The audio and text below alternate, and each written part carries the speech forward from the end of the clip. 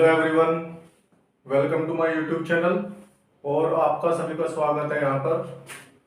Last video में हम पढ़ चुके थे गॉस लॉ, ठीक है। और आज हम पढ़ने वाले हैं गॉस लॉ की एप्लीकेशन, और एप्लीकेशन का नाम क्या है? Intensity of electric field near A uniformly charge straight wire of infinite length. मतलब क्या है इसका कि किसी इनफाइनाइट लेंथ का मतलब है अनंत लंबाई। अनंत लंबाई का मतलब जैसे मैंने यहाँ डायग्राम बनाया कि ये वायर है, इस वायर को इनफाइनाइट तक इधर बढ़ा दो, इस वायर को इनफाइनाइट तक क्या करो, इधर बढ़ा दो, ठीक है। इनफाइनाइट का मतलब ये नहीं है कि भाई इसको आकाश तक पहुंचा दिया, इसको पाताल तक पहुंचा दिया। इसका मतलब ये है कि जो भी आपका ऑब्जर्वेशन पॉइंट होगा, ऑब्जर्वेशन पॉइंट का मतलब ये है कि जिस पॉइंट पर आपको क्या फाइंड करना है, इलेक्ट्रिक फील्ड, उसकी जो लेंथ होगी वो इस वायर के मुकाबले बहुत कम होगी, ठीक है। तो हम सबसे पहले क्या कर लेते हैं, वो ऑब्जर्वेशन पॉइंट को लेट कर लेते हैं। कितनी दूरी पर है हमारा?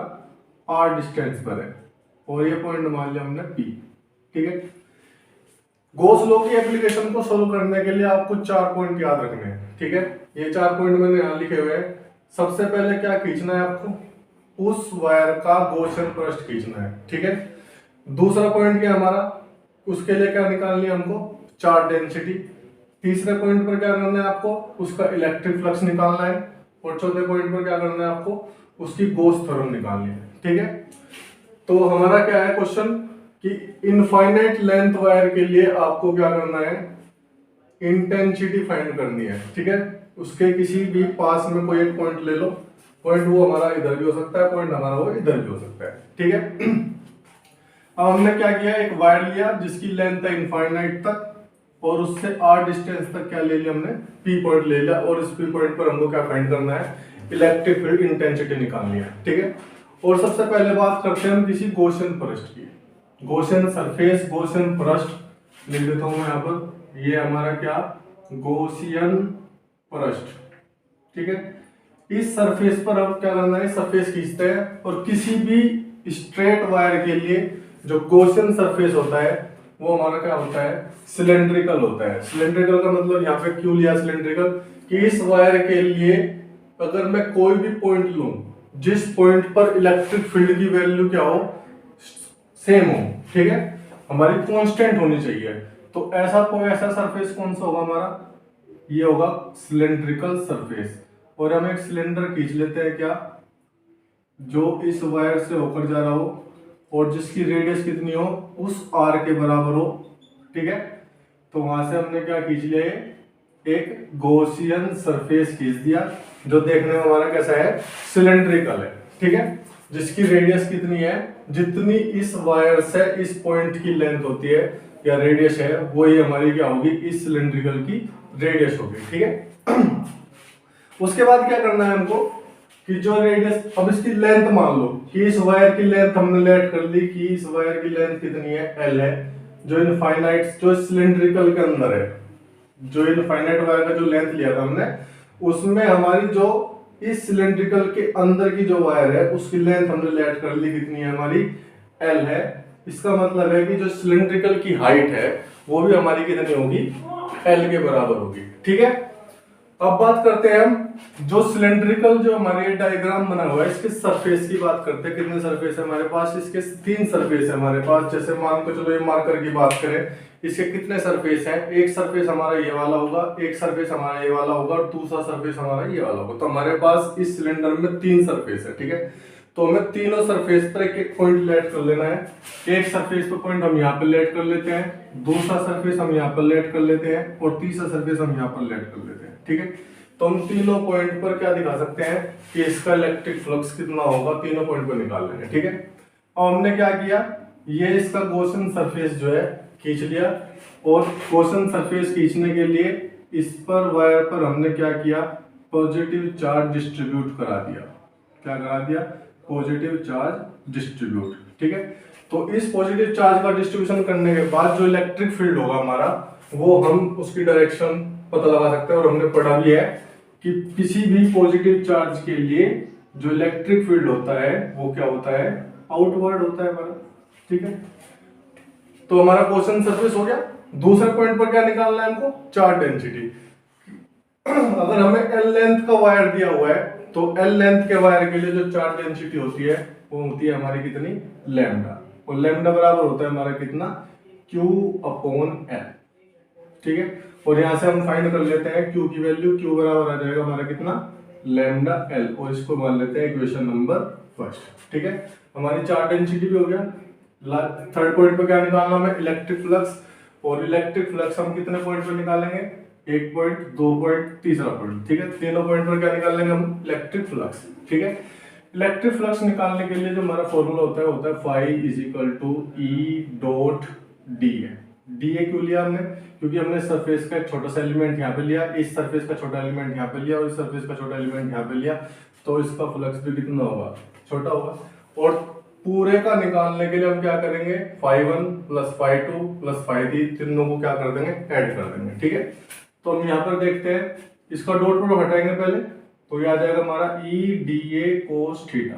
ठीक है, अब ये थीटा क्या है भैया, ये थीटा है हमारा डी ए और ई, इन दोनों के बीच का एंगल। ठीक है, अब दोनों के बीच का जो एंगल है वो कैसे निकालेंगे, देखो पॉजिटिव चार्ज के लिए इस पॉइंट पर जो इलेक्ट्रिक फील्ड की डायरेक्शन होगी वो होगी हमारी ये। ठीक है, प्लस से आउटवर्ड। ठीक है, इस पॉइंट पर ये डी क्या है, एरियल वेक्टर। एरियल वेक्टर क्या होता है, उस सरफेस पर क्या होता है, परपेंडिकुलर। ठीक है, तो दोनों के बीच का एंगल यहाँ कितना शो हो रहा है, 90 डिग्री। ठीक है, अगर हम यहाँ 90 डिग्री पुट करते हैं थीटा की वैल्यू, तो cos 90 कितना होता है हमारा, cos 90 होता है हमारा 0। तो मींस इस पॉइंट पर जो फ्लक्स होगा वो कितना होगा हमारा, 0 होगा। तो यहाँ लिख देते हैं जो φ1 होगा हमारा इस पॉइंट पर वो कितना होगा, 0 होगा। ठीक है, अब बात करते हैं इस वाले की। इस वाले पॉइंट पर प्लस के लिए जो इलेक्ट्रिक फील्ड की डायरेक्शन होगी वो क्या होगी, आउटवर्ड होगी, बाहर की ओर होगी। ठीक है, और इस पर जो एरियल वेक्टर होगा वो क्या होगा, आउटवर्ड, और सरफेस पर कैसा होगा, परपेंडिकुलर। तो यहाँ पर भी जो थीटा की वैल्यू आई वो कितनी आई, 90। और यहाँ थीटा की वैल्यू 90 जब हम रखते हैं तो cos 90 फिर कितना मिलेगा, 0। तो यहाँ से φ2 की वैल्यू क्या आ जाएगी हमारी, 0। तो इस सरफेस पर जो सिलेंड्रिकल के दो सरफेस लिए हमने, इन दोनों सरफेस पर जो हमारा इलेक्ट्रिक फ्लक्स है वो कितना आया, 0 आया। ठीक है, अब बात करते हैं इस सरफेस की। इस सरफेस पर निकालेंगे हम इलेक्ट्रिक फील्ड की डायरेक्शन। इस प्लस के लिए इलेक्ट्रिक फील्ड की डायरेक्शन कैसे होगी, ऐसे आउटवर्ड होगी। ठीक है, और इस सरफेस पर जो हमारा एरियल वेक्टर होगा, ठीक है, वेक्टर सदिश होगा या क्षेत्रफल वेक्टर होगा, वो हमारा क्या होगा, वो भी परपेंडिकुलर और आउटवर्ड होगा। तो दोनों क्या है, एक ही लाइन पर एलोंग एक दूसरे के, एक ही क्या है, पैरेलल है। ठीक है, एक ही लाइन पर एलोंग कर रहे हैं। ठीक है, वर्क कर रहे हैं। तो इनके बीच का जो एंगल होगा वो कितना होगा यहाँ पर, थीटा इक्वल टू 0। ठीक है, अब हम क्या करते हैं, इस सरफेस पे यहाँ थीटा इक्वल टू क्या पुट करेंगे, 0 पुट करेंगे। ठीक है, तो रखते हैं theta equal to 0, then D phi is equal to कितना आ जाएगा, तो फाई इज इक्वल टू कितना आ जाएगा हमारा, ई डी ए कोस 0, और फ्लक्स आ जाएगा हमारा कितना, ई डी ए। ठीक है, कोस 0 की वैल्यू कितनी होगी हमारी, 1। यहाँ लिख देते हैं कोस 0 इज इक्वल टू कितना होगा, 1 होगा। ठीक है, उसके बाद क्या करते हैं, देखो जो डी है, ऐसे D A D A D A D A D ए मिलकर क्या बनाएगा इसका सरफेस एरिया। और सिलेंडर का सरफेस एरिया तो होता है हमारा कितना, 2 पाई आर एच। कितना होता है surface area, surface area of cylinder वो कितना होता है, 2 पाई आर एच। और एच कितना है यहाँ पर, जितनी इस वायर की लेंथ लेट करी थी वो कितनी करी थी हमने, एल। तो एच की जगह क्या कर देंगे, पुट एल। तो ये हो जाएगा हमारा phi is equal to E into 2 pi R L. ये हो जाएगी हमारी सब इक्वेशन कौन सी है, सेकंड। ठीक है, हमारा थर्ड पॉइंट भी हो गया। और लास्ट पॉइंट हमें क्या निकालना है, गॉस थ्योरम। ठीक है, क्या निकालना है, गॉस थ्योरम। गॉस थ्योरम क्या है हमारी, होता है हमारा क्या, phi is equal to Q upon epsilon naught. कितना होता है हमारा, phi is equal to Q upon epsilon naught. ठीक है, ये क्वेश्चन नंबर हो जाएगी हमारी 4। तो उसके बाद क्या करते हैं, यहां देखते हैं, from equation second and third. यहां लिखेंगे from equation second and third. ठीक है, दोनों की लेफ्ट हैंड साइड इक्वल है तो राइट भी क्या हो जाएगी हमारी, इक्वल हो जाएगी। ठीक है, तो ये हो जाएगा हमारा क्या, E into 2πr L equal to, और ये हो जाएगा Q अपॉन एप्सिलॉन नोट, ठीक है, Q अपॉन एप्सिलॉन नोट। और यहां से फ्रॉम इक्वेशन हमारी first, putting the value of Q from equation first, then E into 2πr L equal to हो जाएगा क्या, lambda into L upon epsilon note.